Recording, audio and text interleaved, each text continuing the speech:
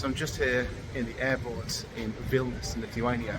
Obviously I'm used to being in airports with travelling, and there are so many mistakes that people make, including myself. So if you have done any of these mistakes, don't worry, you are not alone. But let's go through some of the big ones that you really need to avoid. First up is underestimating security wait times. You might think arriving to the airport a couple of hours early is plenty, and many times it is, but it's not always the case. Security lines can be very unpredictable.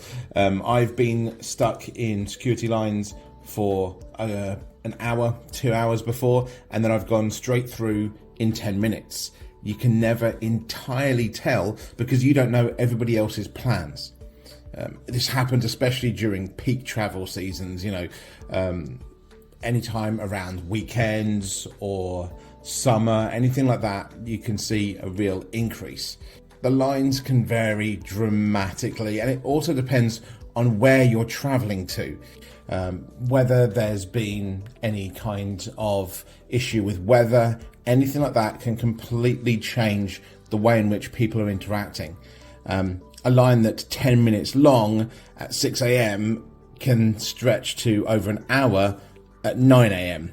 So just be aware of this kind of stuff when you're doing it. You can check the airport's live wait times either before leaving or on your way to the airport, which may be leaving an extra hour early and knowing whether being able to stop off for that morning coffee is possible or not. I know plenty of people, and again, including myself, you'll think, oh, it's okay, I'll grab a coffee, I'll grab a croissant on the way, and it'll be absolutely fine. And then you turn up and realise, actually, those 2 hours early needed to be 3. This one is an obvious one up next, and that is not double checking your travel documents. Most importantly, your passport. So many times people will just randomly think, yeah, I've packed it, absolutely fine.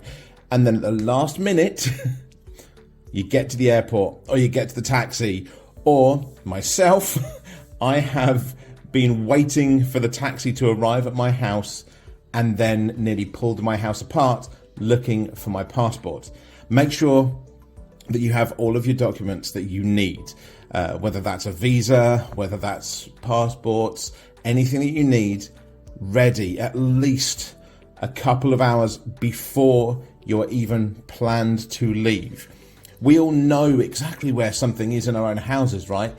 That's not always the case because we may have moved it, our partner may have moved it, your kids may have grabbed it and put it down somewhere.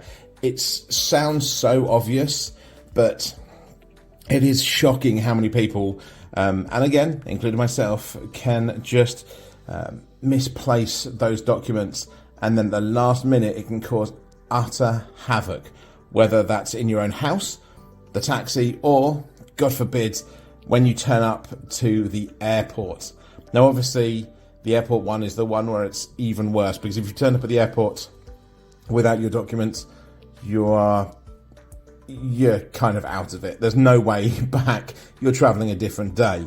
But maybe making sure of things at least a couple of hours beforehand, before even leaving, that's the best way of doing it. Because if that doesn't happen, you're going to be leaving a different day, or maybe not even going on the trip altogether.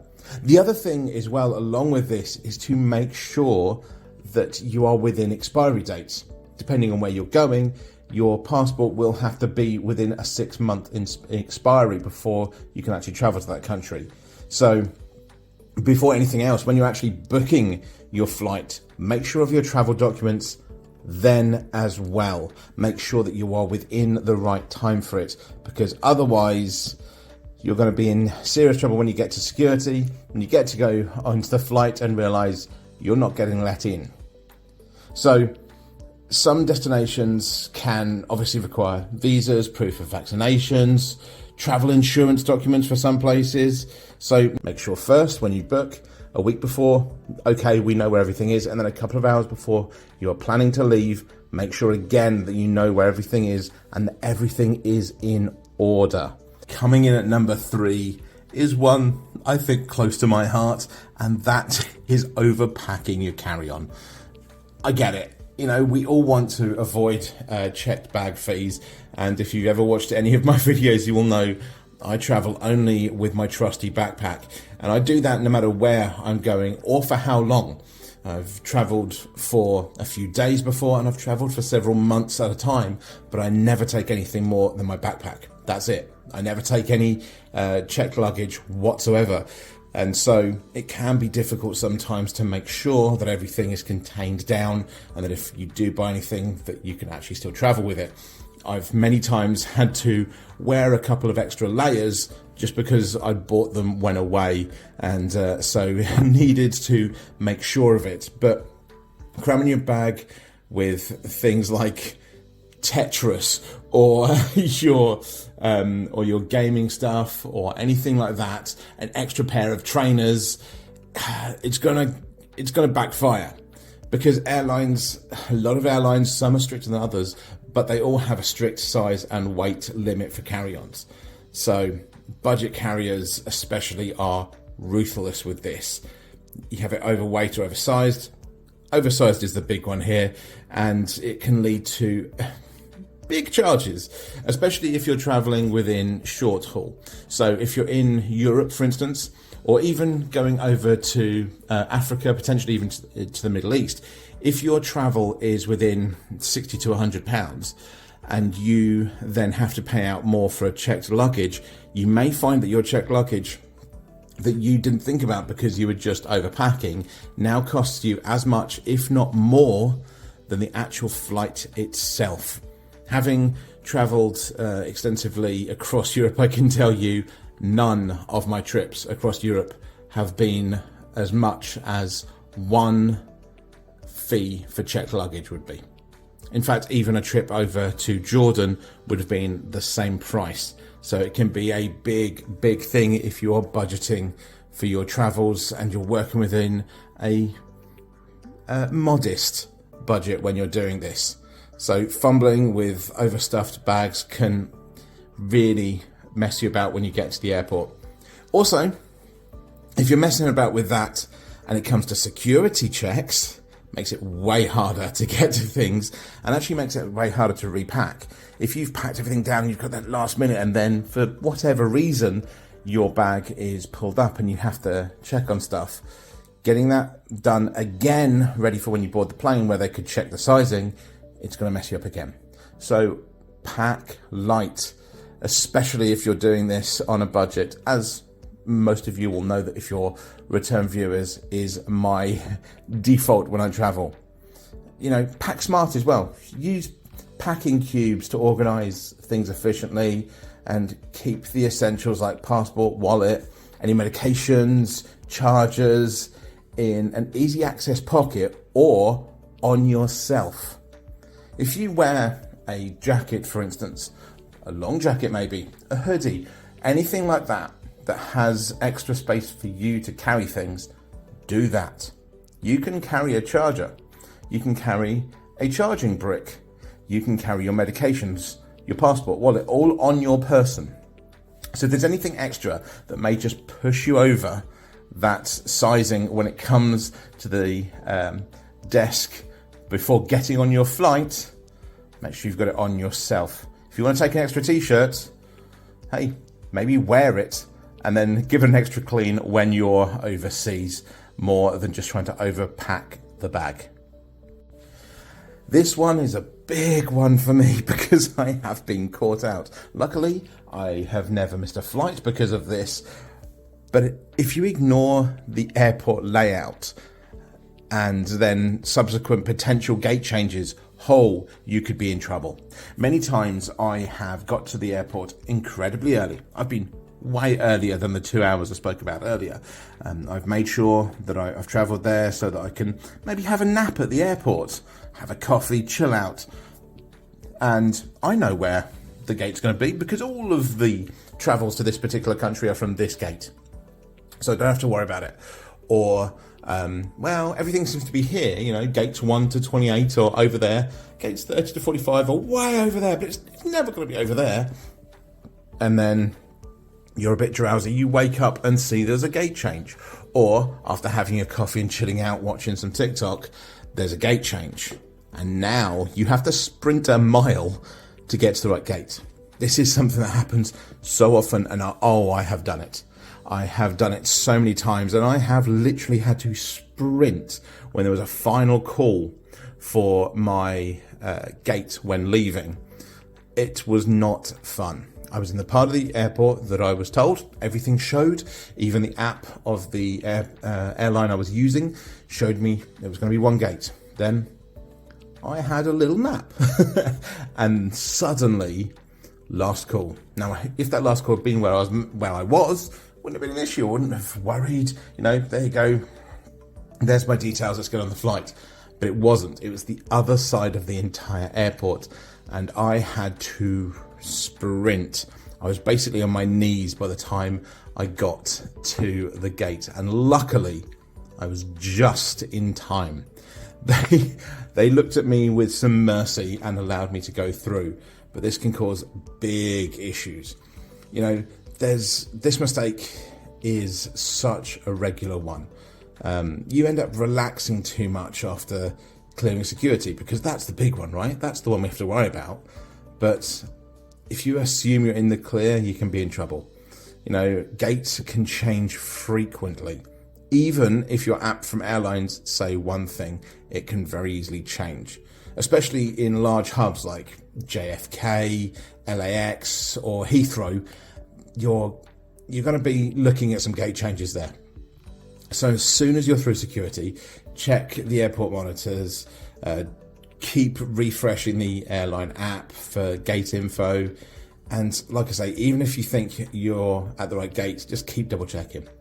Just keep making sure, and keep an ear out for any announcements, because if you've got a tight connection difference, you may be in trouble if that gate changes, and especially if you underestimate just how big that airport is, because a lot of them that may seem small from the outside, you could be in trouble. An obvious one for this would be Stansted in the UK, which is a moderately sized airport. However, there are certain gates that are so far away from the main that you even have to get onto the shuttle within the airport. And so if that is a gate change and you're a last minute changer, you could be in big trouble, and that flight is likely getting missed.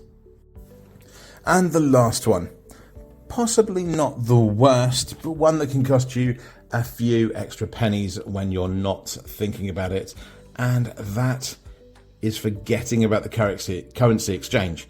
So when you do this, you're not thinking about it. You don't think about the fees or anything like that, and you can get to the airport, and then here's the catch. Airport exchange kiosks are often the worst rates you can possibly imagine, with the highest fees. Using a debit card at an airport when you're trying to potentially get a different currency out that allows you to get out euros, pounds, dollars all in one, using that can also ramp up the charges again because of foreign transaction fees, and depending on the bank, it can be a big one. So when you're looking at these kind of things, plan ahead. Use a credit card, for instance. Foreign travel, a lot of times it allows for back pay, making sure of which bank you're using as to whether that allows it. You have things that are shown so much, especially the travel channels, and I am no way saying this is the best one, but I know it is one that doesn't add additional charges, and that's Revolut, for instance. There are plenty of different cards. There's even some prepaid cards that some places allow, but making sure that you've got that before then last minute thinking, I'll grab some foreign exchange here. That may be the worst one. You can get a lot of exchange from places like the local post office that have better exchange rates, that don't have any fees. Now, this isn't to say that when you're abroad into whatever country you're in, you can't just use your card normally and there won't be any fees, or you could take it out and there may be slightly better fees. However, planning ahead is going to help, because you don't know this. And if your last interaction is to go, I better quickly get out some euros, I better quickly get out some dollars, some pounds, some lira, some dinar, whatever it is, you might be racking up the costs on what you thought you had budgeted properly for your travel. Because that's the thing. If you know that you've got a certain amount, especially when you're budgeting within smaller means and doing it to try and get a little extra out of your budget when you're going by yourself or taking friends, family, whatever, and then suddenly there's an extra 10, 20, 30, £100 that's added to your costs, that might mean if you don't get that extra night out that you'd hoped with your partner, that you can't get the magnet that you get from every place that you travel to, that, oh well, we've got to walk to the hotel now, no afford for travel, whatever it is, it can just add that little bit of worry about money. So do make sure that when you're doing this, you've planned ahead. You know if the country you're going to has better rates, better than the airport. Don't use airport ATMs or airport exchange rates. It is a very bad idea. Make sure that when you're doing it, you check all of the transaction fees, and I'd say post office in most places is the best one. I mean, traveling doesn't have to be stressful. So if you can avoid these common mistakes that are generally the airport, obviously I expanded it a little bit there. I was a little bit loose with them being airport mistakes. But if you avoid these, you're going to save time, you're going to save money, and let's be honest, a ton of frustration. I mean, if you can just be ready, be planned, and avoid these, you're going to have an amazing trip. You're going to enjoy your time with wherever you've gone, because you're not going to be constantly worried or have anxiety. It's going to be a good time. And I'm in and out of airports all the time. I travel very often, and the stress of travel is very, very limited. In fact, the only time I feel stressed to actually travel is because I have to get to the airport in the UK. From my own house, getting to the airport can be a little overpriced sometimes, and that's the nearest distress I get. The rest of my travel I have planned for, I've made sure for, I've got everything to hand, and so I don't worry, and that's the best way to be. I mean, are there any of these that you're guilty of? Because I can tell you right now, there's at least 2 or 3 of these that I have definitely fallen into the hole of before. I am not immune to these at all. I'm better planned now, but that hasn't always been the case. Let me know in the comments below, has anybody else got hit by these? It'd be interesting to know whether you've been hit by the same ones as me, whether there's something I didn't mention, because obviously this is just a list that I know from some of the ones that I've done and from people I know that have done it. Let me know in the comments below. And if you found it helpful, don't forget to hit the subscribe button. I never ask that. I never ask. I realised that I don't seem to do it because it's that's not what the channel's about. I just want people to think about travelling more. But yeah, do subscribe. I'm always here giving tips and tricks, and obviously showing you around the cities and the countries that I go to. So I hope you've enjoyed this. Safe travels, and I'll see you next time. Thanks, everyone.